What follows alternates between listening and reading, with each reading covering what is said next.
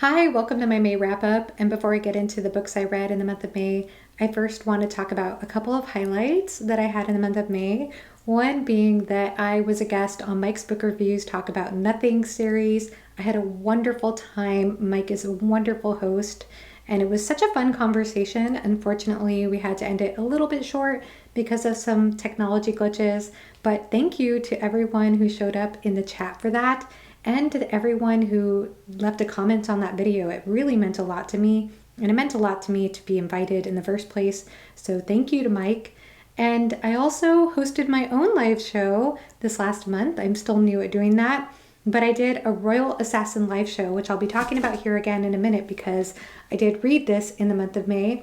And that I had my good friend Jimmy from the Fantasy Network, Derry from Derry's Read It Before, and new channel Alex from Tall Guy Reads, who is fantastic. So I had a wonderful time with all three of those guests. They were wonderful, and it was fun because Alex and I are new to the series, and it was fun just getting reactions from Jimmy and Derry, who've read the entire Realm of the Elderling series, and for them to keep from spoiling anything for us. So had a great time. Can't wait to go back and rewatch that after I finish Assassin's Quest. But that was just such a lovely, lovely live show. And thank you again to everyone who showed up or commented on that. And other things to mention here, I don't normally talk about past videos that I've done in my wrap-ups, but I will go ahead and mention that I did have a bookshelf tour in my May videos. So if you want to check that out, it is posted. If you want to see some of the books that I've decided to keep on my shelf or that I am slowly collecting. And then I did do a video on past sci-fi and fantasy I read prior to starting my channel. And I knew when I did that video, I knew filming the video that I was going to leave things off accidentally. And sure enough, after I finished the video and even posted it, I kept thinking of more and more books that I accidentally left off, but you know, that's how it goes. And I was also on Bookaholic Brown Nymph's channel in May to talk about Sapolsky's book Behave, Human Beings at Their Best and Worst.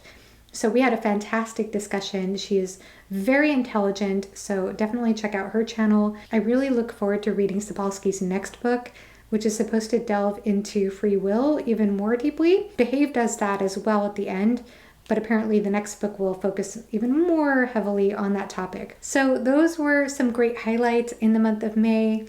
Other things to mention now, the books, I guess. So as far as books I read in the month of May, the first one I guess I'll talk about is Royal Assassin, since I just mentioned the live show. And this was such a fabulous read. Now, this does not suffer from middle book syndrome at all. I feel like the story just beautifully unfolds based on everything that was sort of interwoven into Assassin's Apprentice. And we really see Fitz grow as a character. And I just don't know of any other author. I've never read another series that has handled first-person narration as well as Robin Hobb has. The way that she brings the other characters to life is magnificent. I felt like they were also well realized, and I kept having to remind myself while reading this book, oh, I'm in Fitz's perspective. I might not be seeing everything as it really is. That's how well she is able to write from first-person perspective. And I loved the world building. There are wonderful epigraphs throughout the chapters that not only give you more of a foundation of the world for Farseer, but I believe give you more of a foundation of what's to come in the realm of the Elderlings. It was fantastic. It does not end at all the way that I was expecting, and I'm so excited to read on in Assassin's Quest. Such a brilliant, brilliant trilogy so far. And I do want to say that I am reading these visually. I've stayed away from the audiobooks because I've heard negative reviews about the audiobooks, and it seems like most people who've listened to the audiobooks have not had as positive an experience. I do know some people though who have enjoyed the audiobook experience, so I guess it's mixed. But just to be on the safe side, I've just stayed away from the audiobooks and really enjoying just taking my time and absorbing the world. The first book I actually read in the month of May was Men at Arms by Terry Pratchett. And so I buddy read this with my friend Gregory. Before I get into what the book's about, I'll just talk generally about this book. So this book does deal with some heavier themes, I would say, than Guards. We do deal with economics. And so there's that wonderful Boots quote on Sam Byam's Boots economic theory. I think that quote is brilliant. I loved it. And so in addition to socioeconomic unfairness, we also deal with themes regarding racism. We have a whole lot of guilds that are introduced in this book, in addition to the Assassin's Guild and the Beggars Guild. We have a Clown Guild. We have so many different guilds that are introduced. We have trolls, different types of races too that don't get along with one another. And we also deal with gender equality issues, as we have a new character who is brought into the Night Watch. And we learn actually also a lot about her perspective of Carrot. So we learn more about Carrot in this book. We also deal with the theme of weaponry and whether it's the weapon that's at fault or the person who handles it. I loved how that was handled. It was just brilliant the way it was handled in this book. And it's not a gun, it's a gon. Gonne. I thought that was so funny. And I won't say much about this since it is the second book in a series. We do follow Captain Sam Byams right after events in Guards, as well as what's happening with him and Lady Sybil.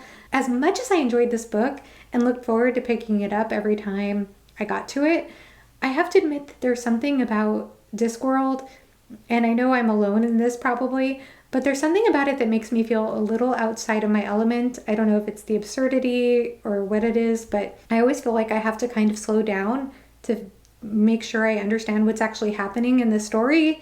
And even with the jokes sometimes, I know that's kind of ridiculous. I did find myself laughing quite a bit more in Guards than this book. And I know a lot of Discworld fans or Pratchett fans, including Gaiman, will say that Terry Pratchett actually has a lot of anger behind his prose and behind what he's trying to say regarding social commentary. And while the themes were heavier in this book, and you do see some darker tones to Captain Sam Byams in this book, I personally don't really feel like I'm reading from an angry author, even though people say that, and I just want to be honest that that's just my experience so far. I feel like I have a different experience than most people in general, given that I do have to put a little bit more focus on what's going on than most people, and most people consider Discworld just like a palate cleanser that you could read in a day, and it's just different for me, and I still enjoy it, but it's different. So just want to share that. That's my experience so far. Looking forward though to reading on in Discworld, and so glad I started, especially with the Night's Watch based on Alan's recommendation. And so Alan has fantastic Discworld content. He is the reason I picked up this series. But I also need to shout out Derry from Derry's Read It Before, who has excellent Discworld content on her channel as well. So definitely check out both channels. I feel like watching their videos just give me more in-depth insight into this world and into what Pratchett is doing, which I greatly appreciate. And I think that's the beauty of a book like Guards or of Men-at-Arms, is that you can enjoy it on multiple levels. You can kind of enjoy it more on a lighthearted entertainment level, and you can enjoy it for a deeper exploration of what Pratchett is doing with the themes and what he's doing with the fantasy genre in general. So there's a lot to appreciate here, obviously. Another book I read in the month of May was Red Country by Joe Abercrombie. I buddy read this book with Overly Average Ben, and we do need to do a discussion about this book. Overall, I had a great time with it, and I think part of that might have had to do with the buddy read experience, because it was wonderful to just read a couple of chapters and share and reflect back on what was happening in the story. I think Abercrombie did an amazing job introducing a ton of characters in this book and making each one creatively fit the story and what happened just in a brilliant way. And although a lot of people say Abercrombie isn't that dark for being grimdark, there were some scenes in this book that I thought were like almost like a horror film, like a slasher horror film or something. But I overall loved the Western setting. I loved the Bonnie and Clyde aspect to this story. And I know this is kind of a hit or miss book for a lot of people, but I thoroughly enjoyed it, honestly. Cannot wait to read on. I think Abercrombie is just a mastermind personally. I also listened to the audiobook of Hood Feminism by Mickey Kendall in the month of May. And this is a collection of essays written by Kendall on how the first wave of feminism did a disservice to people of color, especially women of color and intersectional identities of women of color. And I think that it was to my benefit that I read The Love Songs of W.E.B. Du Bois back in March, because that book, while it is historical fiction, The Love Songs of W.E.B. Du Bois, it's still unapologetically a Black feminist book. And for me, it illustrated so many of the issues that Kendall talks about in Hood Feminism. So whereas in Hood Feminism, Kendall kind of tells you about these issues, I feel like, even though it's fiction again, the Love Songs of W.E.B. Du Bois was able to show me more of an intimate portrait of what this could look like. And I found that so helpful personally.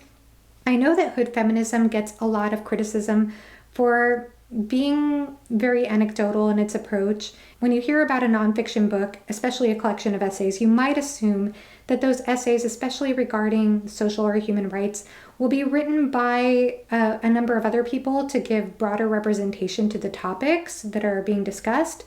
And they're not. They're all written by Kendall, and the sources list is very, very short.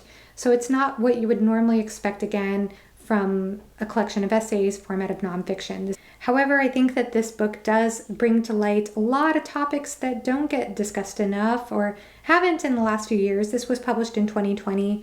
And so especially prior to then, I don't think that we got as many perspectives on this topic before. I think there's a lot more nowadays. And of course, there's a whole branch of literature on critical race theory if you want to learn more about what researchers have to say on the topic for those people who don't feel like the resource list was extensive enough in Kendall's book or that she didn't utilize stats enough.